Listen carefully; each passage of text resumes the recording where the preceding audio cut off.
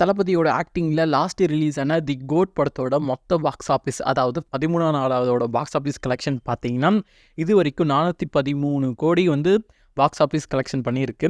Maybe வந்து பார்த்தீங்கன்னா இது தளபதி படத்தோட முந்தைய படத்தை விட கொஞ்சம் பாக்ஸ் ஆஃபீஸ் கம்மி தான் நினைக்கிறேன். ஏன்னா வந்து லாஸ்ட்டாக ரிலீஸ் ஆன லியோ பார்த்தீங்கன்னா வெறும் 7 டேஸில் 461 கோடி பாக்ஸ் ஆஃபீஸில் ஒரு பெரிய ரெக்கார்டாக பண்ணார் லியோ படத்தில்.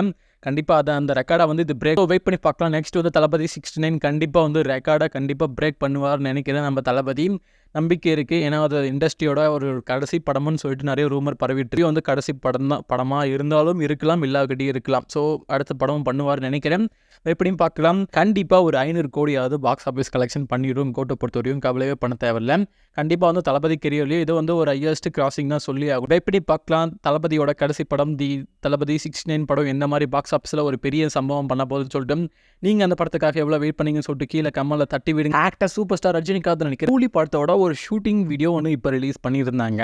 அதாவது அன்எக்செப்டது யாரோ வந்து தெரியாமல் ரிலீஸ் பண்ணியிருந்தாங்க. அந்த வீடியோ பற்றி தான் பார்க்க போகிறோம்.